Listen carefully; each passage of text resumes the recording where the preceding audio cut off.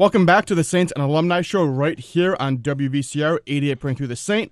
I'm your host this week, Brandon Murphy, class of 2017, from the Office of Alumni Engagement. And this week I am joined by Scott Noel, class of 1993, entrepreneur, past inductee to the Siena College Madelone Wall of Success, voice of Siena basketball at the MVP Arena, and contributor to the NIL Collective Saints March On here at Siena College. A reminder to everyone listening to us that there are a few ways to listen to the Saints and Alumni Show podcast, a bi-weekly show highlighting our Siena Saints. You can listen on WVCR 88.3 The Saint, Apple and Spotify, iHeartRadio, and subscribe to the Siena Alumni YouTube channel to check out the complete selection of shows. Scott, it's great to have you here back on campus and in the studio for today's show. How's it going, and how does it feel to be back here on campus? Thanks, Brandon. Good morning. Being back on campus, I've been back a lot recently. I'm very involved with the school now, and the prevailing thought is always, wow, it's really nice now. It wasn't like this in 1993. There were no fire pits and Adirondack chairs. The hanging lights up in the beer garden by Roger Bacon. It's even for 5 years, it's been a huge difference just from when I graduated in 2017. And we always love having our guests to come back on campus. Most of the time we do it on Zoom, but to get the audience, really engaged and the guest really engaged, it's great to have the guest here in studio. And I want to kind of begin today's show by keeping that feeling of being on campus and take it back for you, some 30 years ago when you were a student here at Siena. How did you kind of first hear about Siena, and kind of what were some of those deciding factors to get you to be a Siena student? Well, most of it is, and a lot of people will tell you the truth in life. A lot of people had plans. Me, I was just, I was hanging out with my buddies and playing baseball and chilling in life. And Siena was a good business school. It was local. I grew up in North Greenbush, and I applied to a few different schools. Siena, business school. My dad owned a business. I said, well, I'll go to business school. Siena's the best one around. I also applied to Miami and Coral Gables, was accepted there, and it came down to Coral Gables or Siena. And I am a mama's boy, and that scared me. And I remember my dad looking at me and saying, are you out of your freaking mind? But I stayed here at Siena, and I'm super glad, because what we didn't know was how great Siena is, and the community at Siena, and the way lifelong friends are developed here, which is more than anything else, is the passion for Siena is different than other schools. My grandfather actually went to Miami University, so I've been a subtle Miami Hurricanes football fan for a few years. The last game that they lost when they should have taken a knee was rough to watch, but it's great that you ended up here at Siena. And I want to kind of dive in a little bit into those experiences that you mentioned, the relationships that we build, the academic experiences that we have here as a Siena Saint. So what did you study here at Siena specifically, and what were some of those skills that you kind of developed through those classroom experiences? Sure. So I think what helps a lot is I came from an entrepreneurial type family. That's who my father was, and I didn't try to become one. It wasn't on purpose. It was just, some people are athletes, they're runners, what have you. I can't run for poo, but I can run a business. And here, what it did was it honed it. It made it a science for me.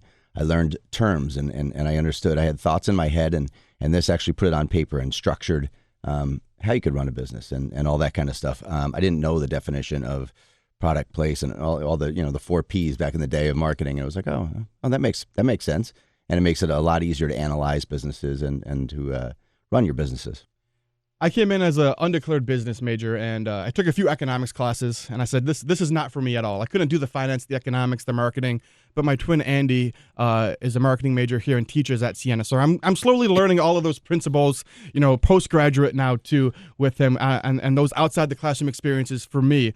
And that's the other side of being a Siena student, right, is you're in class, maybe 3 to 5 hours a day, and you have the rest of that time to develop as a person and to have those outside those classroom experiences. As you look back on your time at Siena, what are some of those best memories that you have had building those relationships, making those memories with the people here on campus? Well, I'll pull it back to the conversation with my father when I decided, hey, Siena's where I'm going to go. And he said, okay, that's fine. That's great if you don't want to go to Miami. You're nuts, but But if you're going to go to Siena, you're not living here. And I lived 12 minutes away. He said, what you learn in the classroom is great, but what you learn by living on your own in a group of people like that, those social skills that you will develop there, leadership skills, et cetera. You want to go out? You want to go out that night? Somebody has to lead the group. Somebody has to get everybody together. And those little tiny things are what were honed here more than anything else was those social skills that, my father made me live here. Thank God. I even have an LLC now. It's TH36, named after Townhouse 36. And to dive into a little bit more of those outside those classroom experiences, was there a basketball game on campus? Was there a Siena Fest? Was it just being in the townhouses? Was there a spring break trip that you went on that you were like, that was one of the best memories that I have here? 1 or 50? We could do a third segment and do 50, but what's like the best one that you have here? I don't think my mom's listening, so I think the townhouse parties back then were a little more raucous. Yes.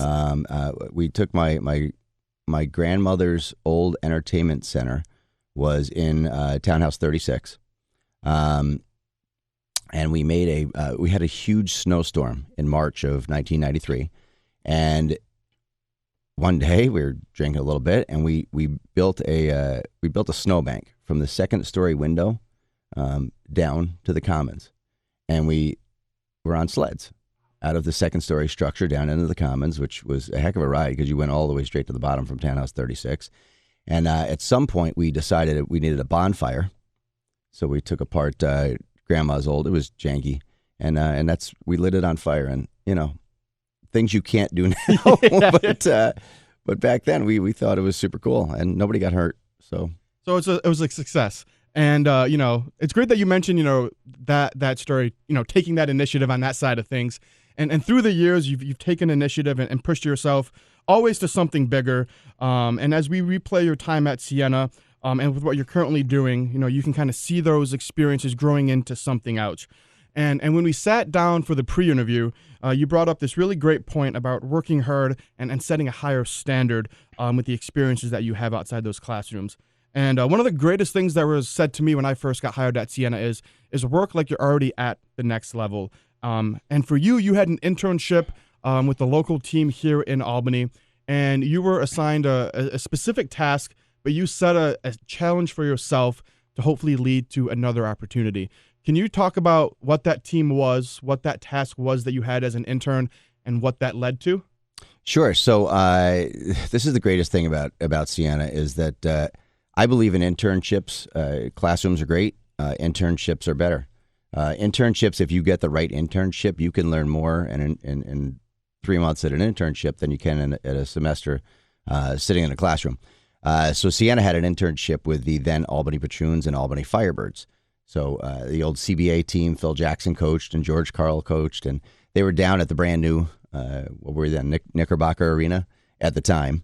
And I applied for the internship to work for the sports team. I'm a sports nut. Seemed like a fantastic idea. I got the internship, and I would later be told by the general manager of the team that he doesn't bother learning any of the interns' names, because there's about 10 every semester, until he sees the interns accomplish the first task, which is stuffing envelopes, tri-folding sheets of paper for season ticket holders, shoving them into envelopes, labeling them, sending them out. So that was our first task for the first 2 weeks. That's literally all we did, was here's a big stack, stuff them in that envelope. And I remember sometimes it's just attitude, right? Nothing is below me still at this point. And I said, okay, great. What's the most anybody's ever stuffed? And he told me what it was, and I just went ahead and stuffed twice as many as anybody else has ever stuffed in a day. I'm sure he made up the number, but doesn't matter. The whole idea was that I had stuffed those envelopes faster and better than anybody ever. And therefore, when I decided, hey, I want to take initiative, and why don't we play some Section 2 high school basketball games here on the court before Patroons games? It's a fundraiser for them. We actually make money, and I'm a free intern, so this is plus for you guys. And he said, I trust you because you stuffed those envelopes. So go ahead, do it. And that actually led to me doing public address for one of those games. And boom, up from there, that's the public address start. Was me stuffing envelopes led to that and beyond. And we got about 2 minutes left until we have to cut to break before the second segment. And I want to elaborate a little bit on the experiences as a PA announcer down in downtown Albany. So through the years with Siena basketball specifically, where have been some of the highlights and maybe some of the people you've met or skills that you've learned along the way that you're thankful for because of that internship? Yeah, it was great. I literally had no idea how to do PA. I have no classical training. I'd listened to folks, and our GM at the time down there was also the PA guy for Siena before the Firebirds moved to Indiana, and I took over full time. So learning from Joe Hennessy was step number one. But the experiences down there, I mean, growing up a Syracuse fan who went to Syracuse basketball camp, and all of a sudden I'm sitting there announcing the Sweet 16 and Elite 8 games as Carmel Anthony and Syracuse cut down the net on their way to the national championship. It's pretty cool. Yeah. That was pretty cool stuff. And we got just about a minute left now, and I want to elaborate a little bit more on some of those other experiences through the PA announcing and being in that sports field. And when we sat down, you had a really cool story about, CBS and the Masters and bringing your kids to the Augusta. Can you talk a little bit about some of those other opportunities that have come from being a PA announcer? Sure. So it's like any job, right? You get into a social circle, you meet coworkers, et cetera. So I've been to Augusta twice now. Andrew Catalan is a good buddy of mine. He was the number 3 sports guy at Channel 13. He's now one of the very top guys at CBS Sports. So if Jim Nantz is not doing a golf tournament, Andrew's sitting in that seat. So I think what you're referring to now is my kids. So the Catalan family and the Noel family met up in Minnesota randomly this summer and went to the 3M tournament where we're in the 18th tower with the crew. Ian Baker Finch is there. Trevor Immelman won the Masters. He's fighting my 6-year-old for the last Milky Way in a humorous way in the tower. That kind of stuff. Andrew lived with me at the time when he did his first Masters, and we actually learned the course together playing Nintendo Wii in my living room because there was Tiger Woods Augusta in 2011 came out. It was the first game taking place at Augusta. So we learned it playing in my living room, and I told him I'd go every single year with him until I found out how much the tickets were. So I've been twice with Andrew. Awesome. So many great stories, and I know we could do an entire segment on all of that. But when we come back from commercial break, we're going to break down your experiences as an entrepreneur, the Madelon Wall of Success event that is upcoming here at Siena College, and what the NIL March On Collective is here at Siena College. We'll be right back here on WVCR 88.3 The Saint. Welcome back to the Saints and Alumni Show right here on WVCR 88.3 The Saint. I'm your host this week, Brandon Murphy, class of 2017 from the Office of Alumni Engagement. And this week I am joined by Scott Noel, class of 1993, entrepreneur, past inductee to the Siena College Madelon Wall of Success, voice of Siena basketball at the MVP Arena, and contributor to the NIL Collective Saints March On here at Siena. And in segment 1, we talked a little bit about those Siena connections, those relationships that you build. And you had a great story during break about how other people still have those same relationships that you're connected with through that basketball journey. Can you kind of share what that story was with our listeners today? I think it's a really good one. Yeah, so I speak about it all the time, is that Siena has a very unique, alumni of Siena are very passionate.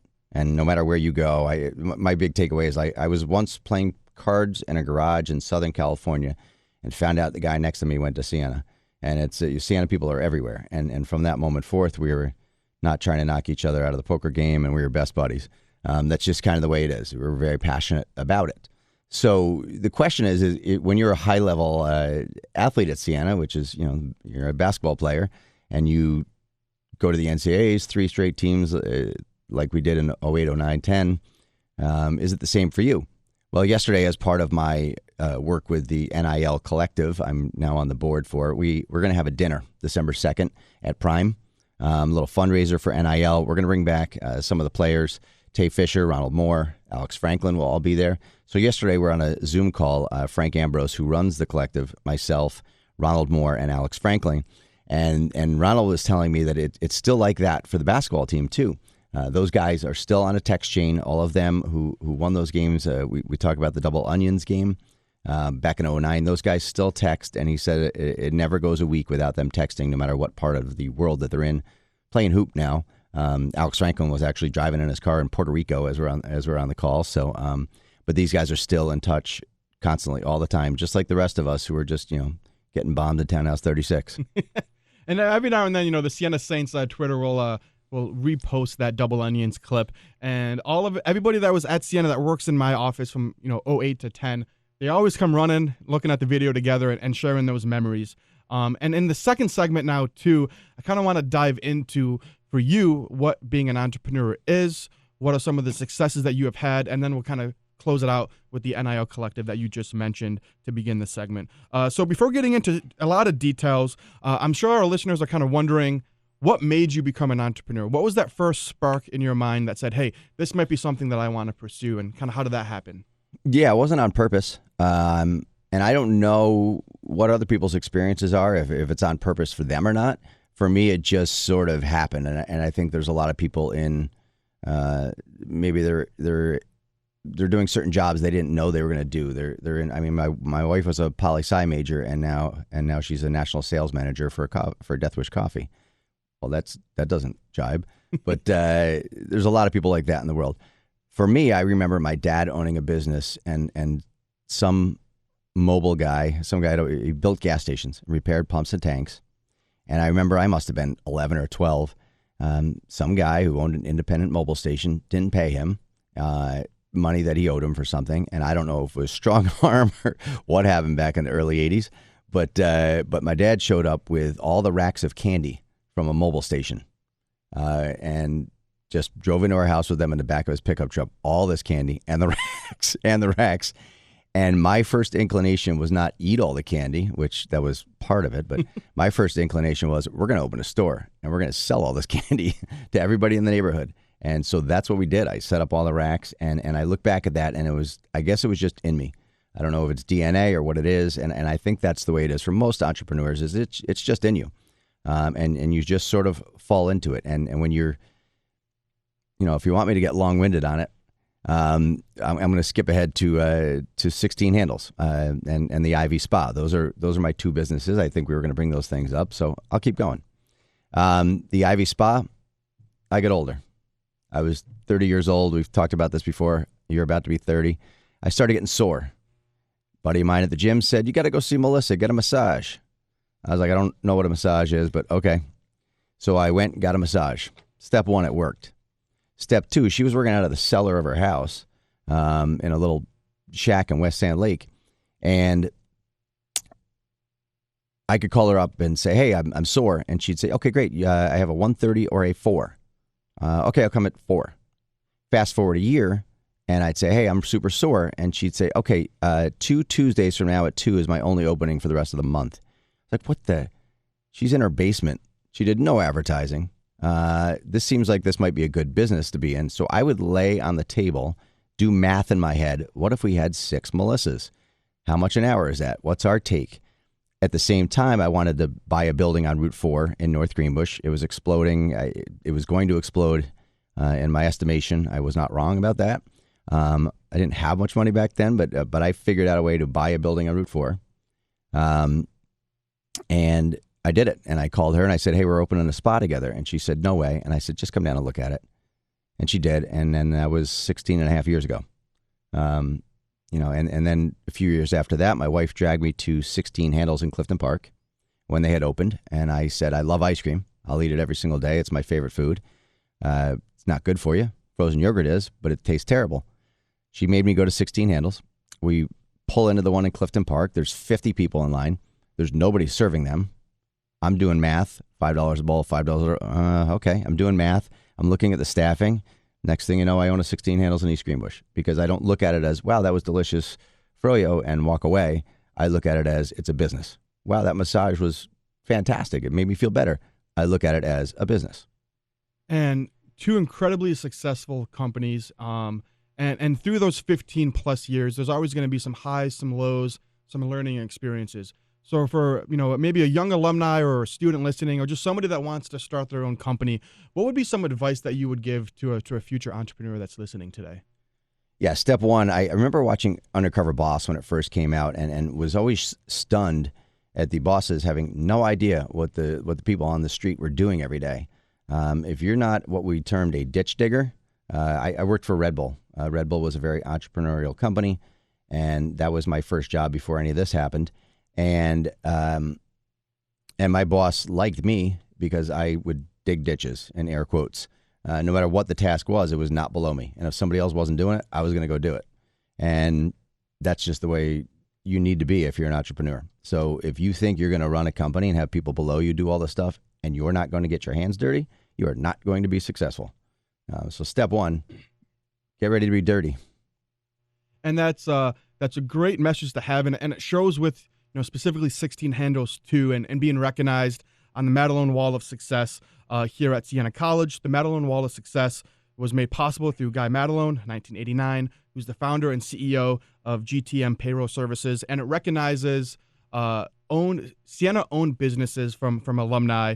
And you were inducted in the inaugural class, and that event is now yearly in October to recognize every class moving forward. So for you, looking back on being recognized, what did it mean to you to be highlighted here at Siena for the work that you've been doing as an entrepreneur? Yeah, first of all, the work Guy does there is amazing. The Stack Center is incredible. It's a huge benefit for Siena students and alumni. So thanks to Guy for that. It was a crazy honor, and more than anything, it makes you feel old.